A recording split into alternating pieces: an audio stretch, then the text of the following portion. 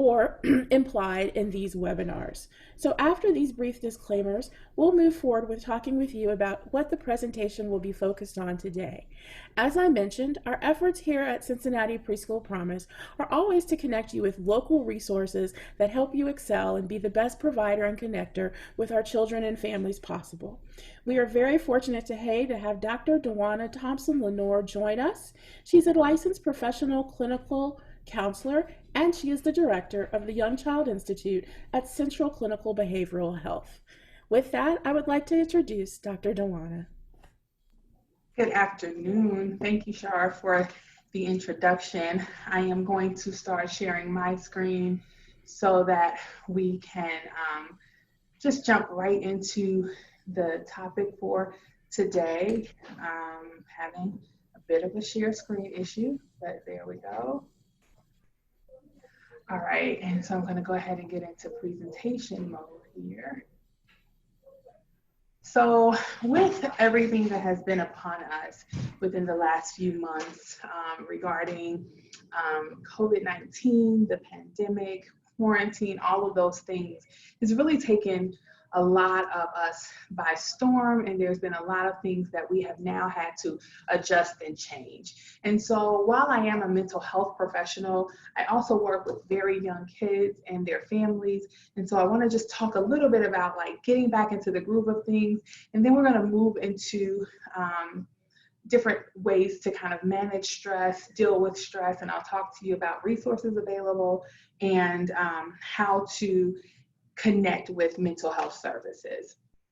So what we're going to discuss and grow on is returning to work post-pandemic closures, if that was your situation.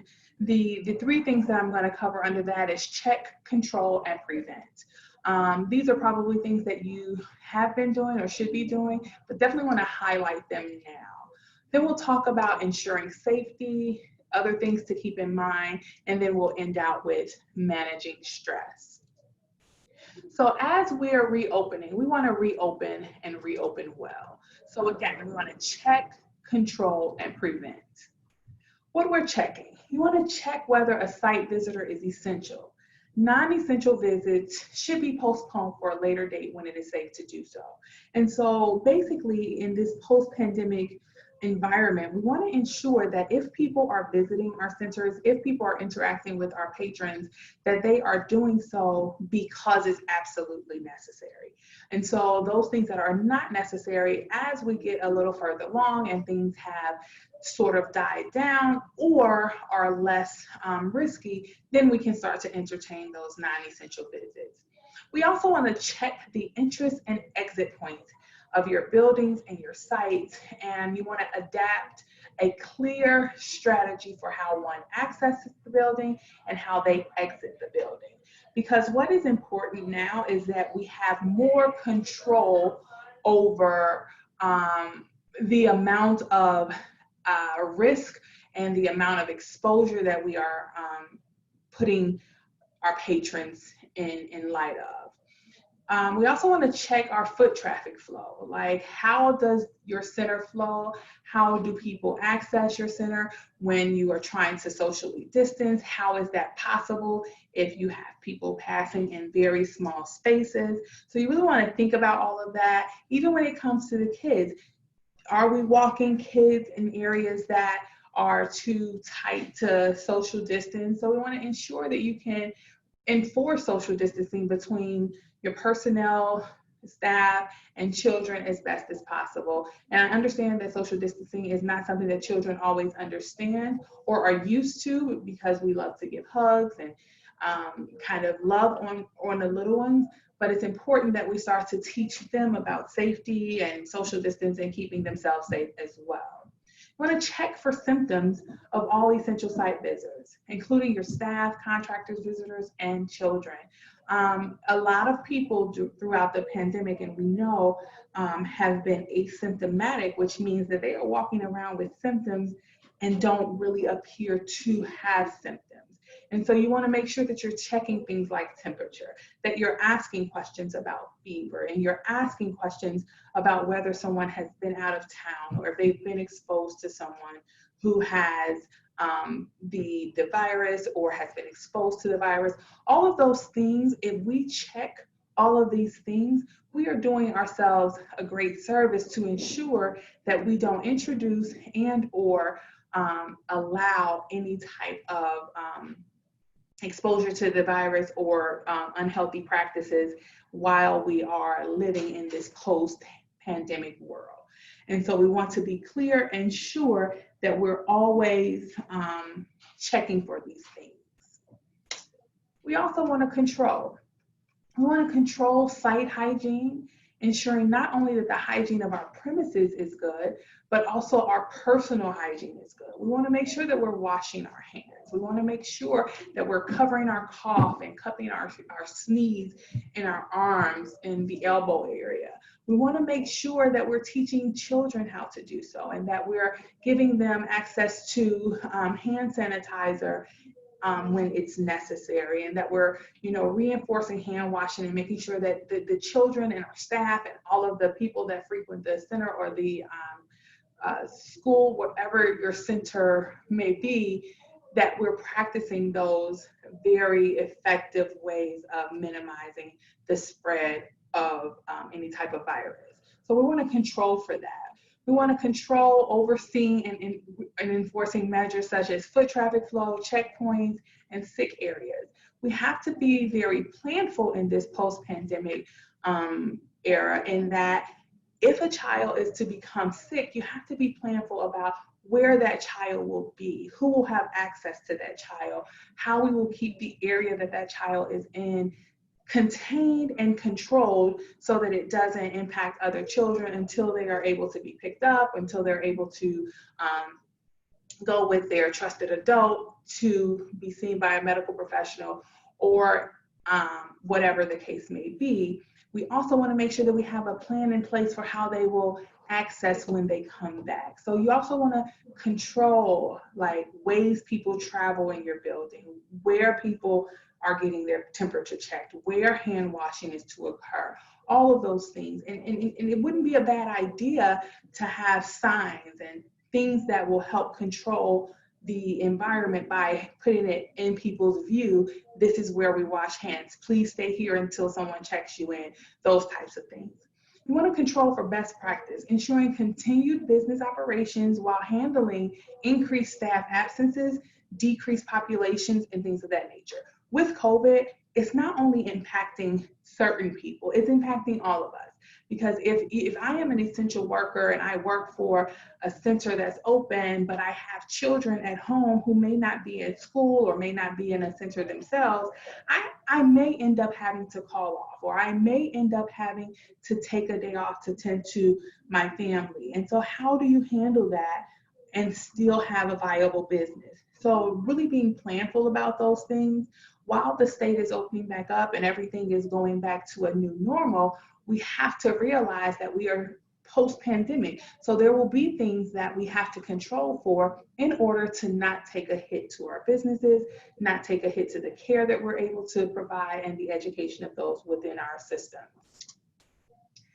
Lastly, we want to prevent. We want to prevent spreading of virus and germs by sticking to a regular sanitizing regimen.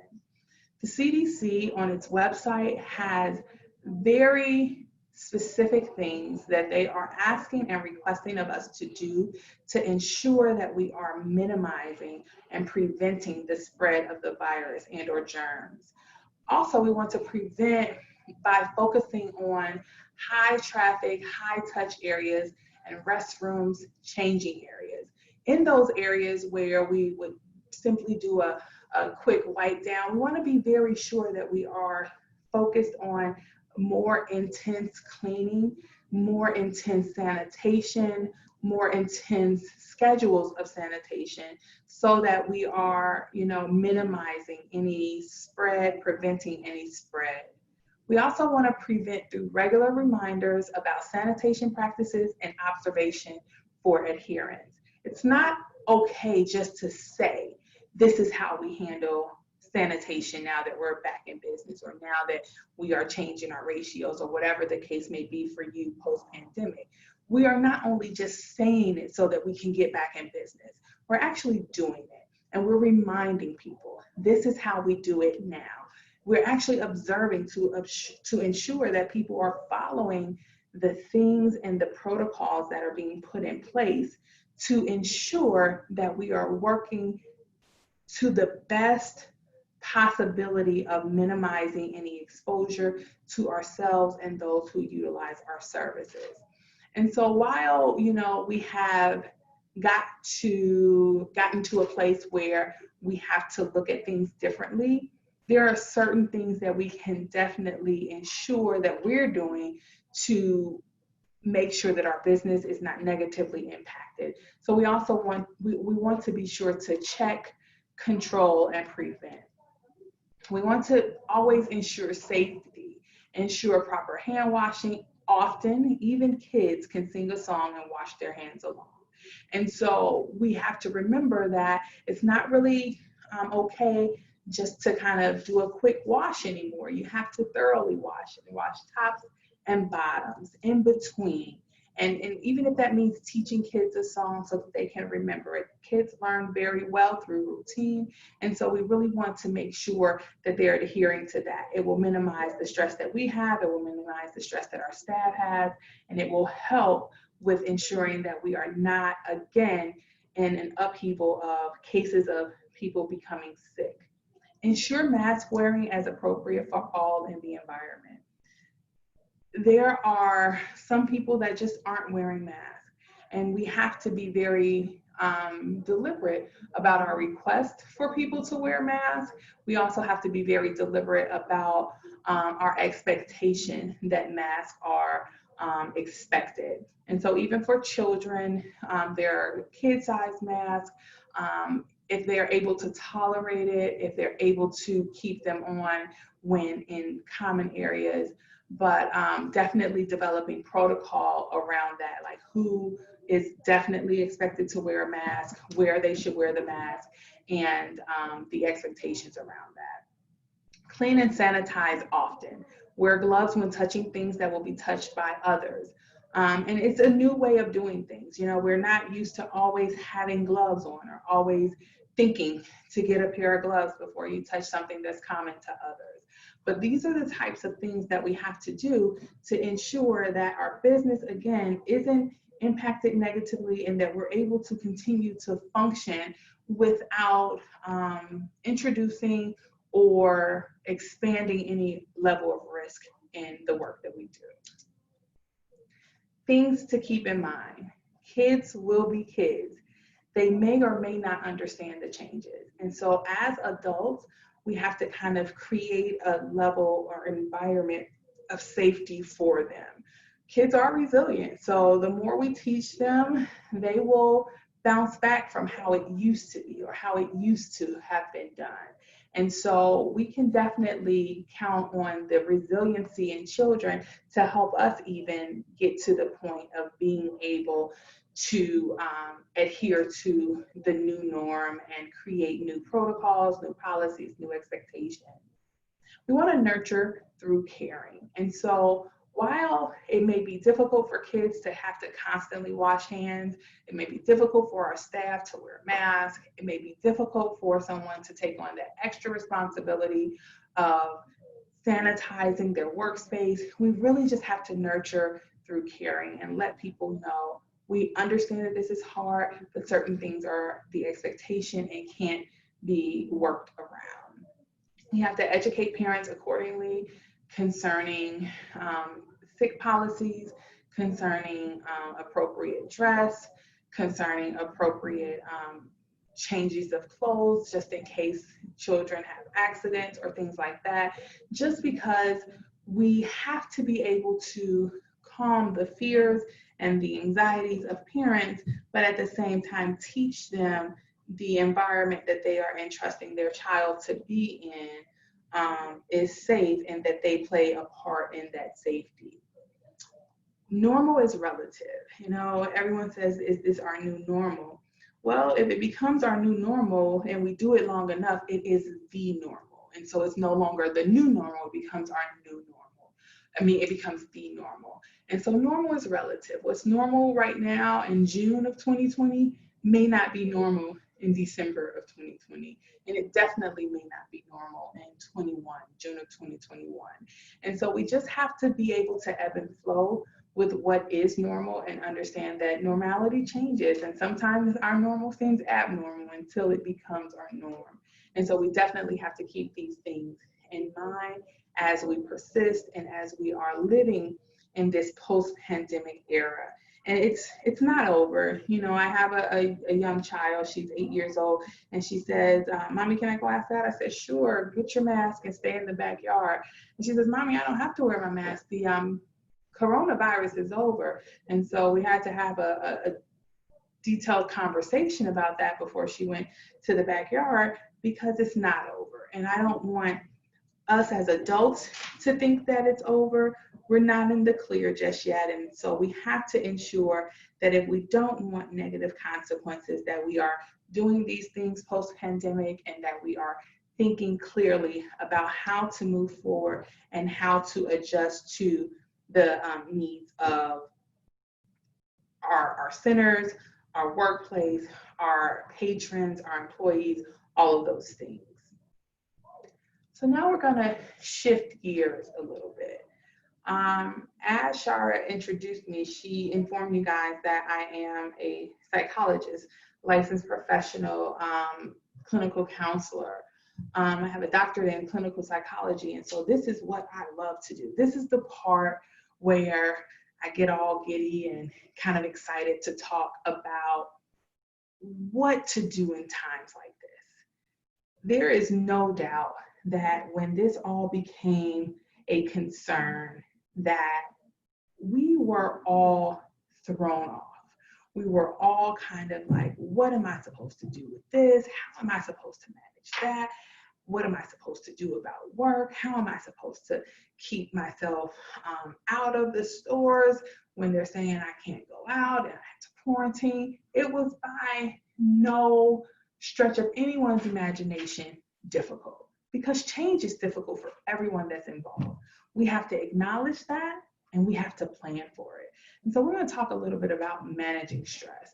And so I broke it down into different groups, but what you'll find is that some of these things are applicable across groups, across sectors. And because this is what I love to do, I am going to give the disclaimer that I may get a little off topic when we're talking about a particular group, because there are also many factors that go into managing stress and ensuring that people are living well. So what is stress? Stress is a reaction to a basic threat, and the basic threat is the perceived inability to cope. And so literally, stress is not knowing what to do because something has happened and you now have to figure out, what do I do? And when you can't figure out what to do, you can't figure out how to behave or how to manipulate the situation, that can cause stress. So that's just a basic definition of what stress is. The reaction to stress is a unique personal experience triggered by one's unique personal perception of the world. This is why we saw at the beginning of this pandemic that there were some people who were like, oh, I don't have to go outside? That's fine. I'll stay inside. That's even better for me. Then there were some people who were like, I gotta stay inside. I can't go out. There's no way I can handle that. And so you had stress on both ends. You had some people who were stressed about staying in. You had other people that were stressed about not being able to go out. And so I think that what is important to know is that we can all be put in the same situation, which we were: quarantine, COVID-19, pandemic. We're all put in the exact same situation. Our reaction to it, however, can be very unique, and it's prone to be impacted by our perception of things. So how I perceive a thing will definitely impact my reaction. The perception factor is that mysterious variable that can make one man's poison another man's pleasure. Again, for us introverts, and it may be hard to believe that I'm an introvert as a psychologist, but I am. I love my alone time. I sometimes struggled with the quarantine, but for the most part, I was okay with it. But there are other people who the quarantine just was the vein of their existence, and they really had a hard time, which increased stress. It increased things that are byproducts of stress: depression, anxiety, fear, worry. All of those things can be byproducts of stress. How one perceives life is so often determined by the way one perceives oneself. Reality is not made for us, but by us. And so our reality, it could be a shared experience, but again, it's not going to be the same for each person. And so it's our perception of how we see things, how we see the world, how we see situations. That's just a little bit about stress. So managing stress for our little ones. It's important for children to have consistency, routines, schedule. Keep things as consistent as possible. Remember, for children, stress is displayed differently. And so a child who does not have the verbal abilities as an adult may not say, I've been in the house for 90 plus days. I haven't seen my friends. That's really stressing me out, and I'd like to go outside. They may not have the verbiage for all of that or the cognitive ability to string that sentence along. However, they will get some crayons and draw on the wall. They will go in the bathroom and start a flood. They will take all of their toys and throw them down the stairs because that's their expression of stress. It's not necessarily bad behavior. It's not necessarily defiance or any of those things. It could simply be a reaction to stress.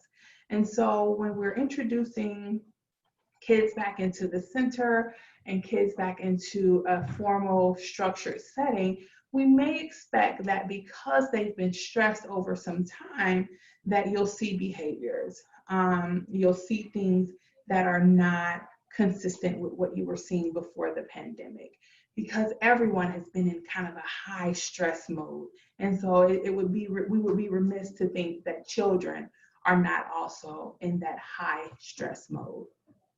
However, if a child is verbal, we want to try to get them to use their words instead of actions. When we see atypical behaviors, when we see things that are not accustomed or characteristic to a child, we want to give them the opportunity to use their voice. Is there something wrong? Simple questions, simple probing questions. Is there something wrong? Do you feel sad? How can I help you? Tell me what you're going through. All of those things, depending on the developmental and cognitive abilities of the child, will get you further than go to your room, you just threw all your toys down the stairs. Okay, I'll go to my room. I'll find something to write on, or I'll find something to destroy because I'm stressed. I can speak about it, but no one's asking me. And so let's be very open and train ourselves to think differently about children and their behavior, because many times stress, depression, all of those things in children manifest through what we would call bad behaviors as adults. Listen for understanding. Sometimes as adults, we tell kids a lot what to do, but we don't listen to the responses that they have, or we don't listen to the things that they have on their mind. So it's important that we start to listen for understanding that child's thoughts, understanding that child's fears, their underlying anxieties, any of those things. Listening for understanding. Communicate as often as possible with parents to be informed of anything in the home environment that could or may be impacting children in the learning environment. Kids are not able to code switch as easily as we are. Like I think that as adults, we kind of have navigated and learned the art, most of us, many of us, hopefully, have learned the art of separating home from work. Kids don't really get that. And so a lot of times you'll know what's happening at home because they'll bring it to school. you'll know what has happened in the home because it's impacting them in school. And so you want to communicate with parents. You want to make sure that you're communicating openly about those things. And that's a good and a bad thing. It could be that home is really well, and so you have a kid that believes that everything at school should be just like it is at home. If mom gives me everything I want at home, I am expecting that you're going to give me everything I want here. Or it can be not so good, where they're exposed to the not so good things in life, like arguing and fighting and not sharing and all of those things, which also will make its way into the school environment. And just being able to kind of decipher between authentic behaviors to that child or reactions to their environment, and knowing exactly where to go with that. If there is domestic violence in the home, knowing how to get help for that family. If there's abuse and neglect, knowing what to do for that family to ensure that that child's stress is managed. Sometimes when you have a kid that just needs to get it all out, we need to be able to provide a space for release. And so sometimes that looks like just being able to jump around, just being able to roll around, just being able to play with a ball that bounces so that I hear and feel tension being released from my hands, and I hear the ball hit the ground, and I can definitely use all of my senses as I play with this toy. Sometimes we have to be able to do that for the social and emotional health of our children. And so understanding the needs of the kids that you serve will help with accessing the resources that are necessary to ensure that you're not overlooking things that could on surface present as negative behaviors, but could definitely be a reaction to stress. Managing stress of employees. Sometimes we have to do that with them, sometimes we have to do that for them. You have to ensure policies and procedures are in writing, and any changes that may need to take effect, you put them in writing as well. It's really easy for someone to battle or bring their stress to work and not really appropriately understand the environment if it's not in writing. And so it's important to put things in writing. Give breaks with regularity and consistency. Post-pandemic, with all of the extras, if you will, with temperature taking, making sure to wash hands, making sure that people are safe to come in the building, checking and rechecking, controlling, preventing, all of those things, that can be overwhelming, and we can't overlook that. And so we have to be very consistent with time away from work, just to kind of breathe and decompress, with a break, be that 15 minutes, 30 minutes, whatever the structure may be in your center, just to give a person a moment to take a breath and step away so that you get the best out of them when they are working. Be open to understanding how home life may impact work performance and availability. Offer trainings on things that are new and or in need of constant reminders. As we continue to live and things are, less or further removed from the initial onset of the pandemic, people may forget, I need to wash my hands for more than 5 seconds. I need to really get in there and wash tops, bottoms, in between. And so you may have to remind people about that. A quick in-service, quick training about how to keep these things at front of mind for your staff is very necessary to decrease stress. When we know expectations, we perform better, we work better, there's less ambiguity, and so that is something that can be helped through often having trainings. Make sure that expectations are clear and understandable. If you want me to perform a task, don't give it to me in Spanish unless I speak Spanish.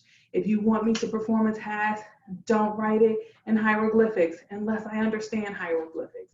We have to be clear and make things understandable for our staff. Those things will minimize stress and any type of tension in the workplace.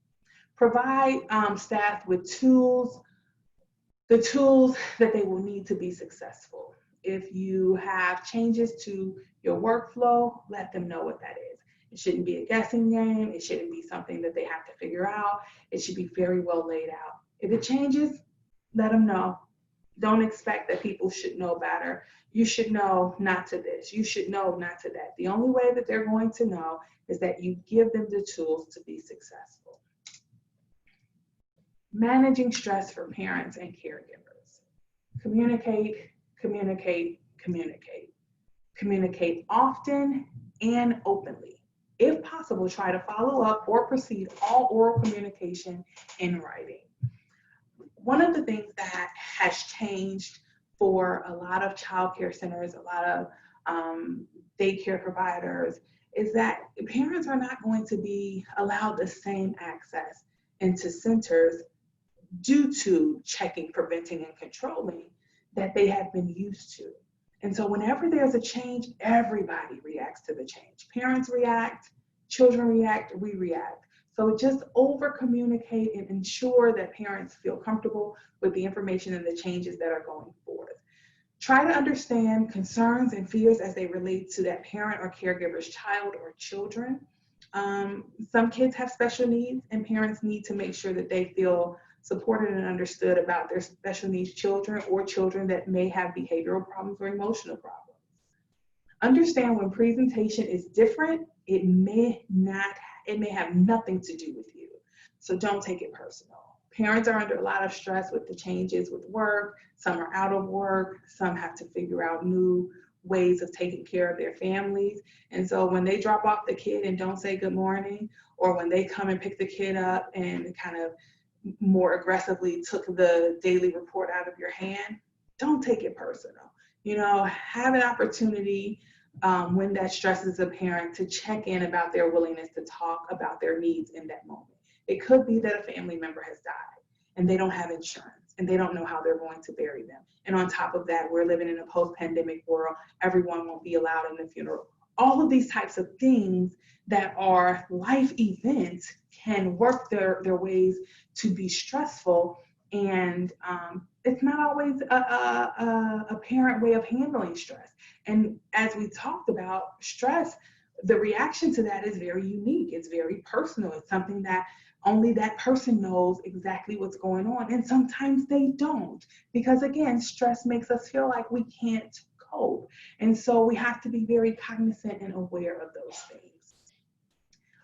Stress management goals. The goal is not to alleviate stress, but to learn how to manage it and use it to help us navigate situations and relationships.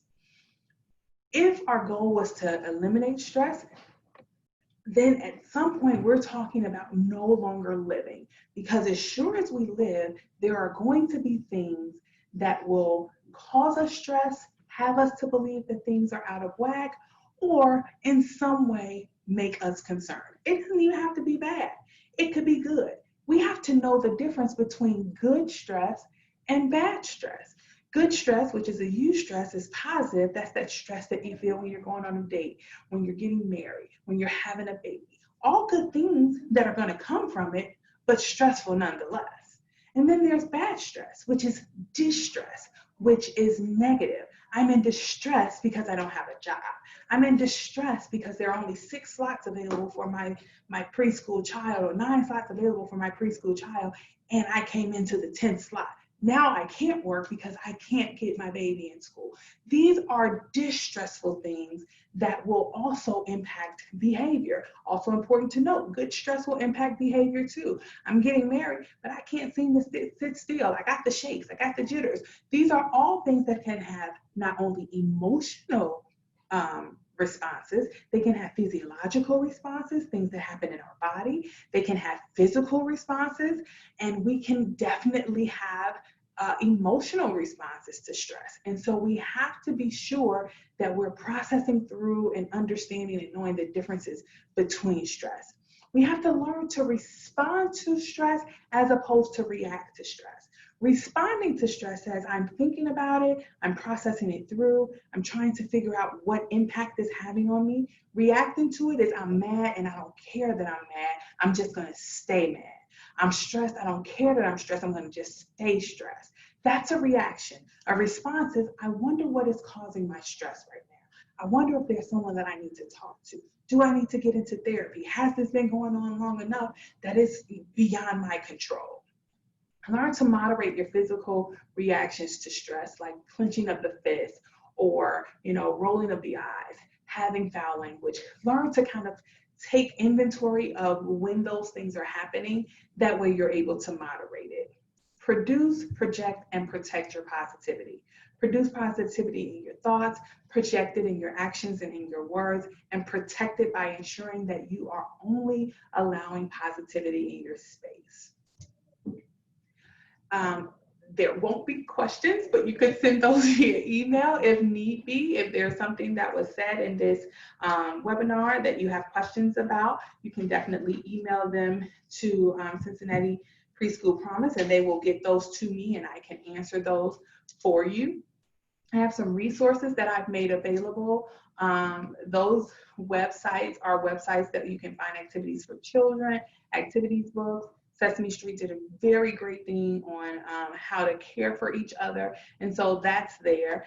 There's also a Q code there for scanning, and it'll take you to the full directory of Cincinnati community resources, which includes things for food pantries, mental health services, so many other things. And those resources and this information has been emailed to Cincinnati Preschool Promise. So if you need any of those things, you can definitely get in touch with them and they will ensure that you obtain those. Again, my name is Dr. Dwonna Thompson Lenoir, and I am a psychologist. While I do work for the Central Clinic as the director of the Young Child Institute, I am in private practice and I deal with things from depression, anxiety, trauma, transition, just everyday life transition. It doesn't have to take a huge issue to seek out therapeutic services. Sometimes the huge issue is that I just don't feel like I felt last month. I just don't know where I'm going to be next month. And so while we have made mental health an issue that people don't like to talk about, an issue that people shy away from, I will submit to you that we all need to be concerned about our mental health as we are our physical health. We don't need to avoid it as if everyone is mentally ill, but we all have to be concerned with our mental health. If you had something wrong in your body, you would go and get it checked out. If there's something wrong in your mind, in your emotions, in your spirit, and all of those things that make us who we are, that others can't really see, you should get that checked out as well. Again, my name is Dr. Dwonna. I've tried to stay within the time limit, and I thank you all so much for your attention. My information is there, www.livewellgroupllc.com. And my phone number, 513-906-8200, and my email is there. I look forward to any kind of support that I can offer to any of you. Thank you so much. Thank you so much, Dr. Dwonna. We hope and encourage all of our Cincinnati Preschool Promise providers to reach out and use these resources, to send your information and requests to the Cincinnati Preschool Promise, and we will make sure that Dr. Dwonna receives those and is responsive. We hope that we've provided you with yet another opportunity and to have support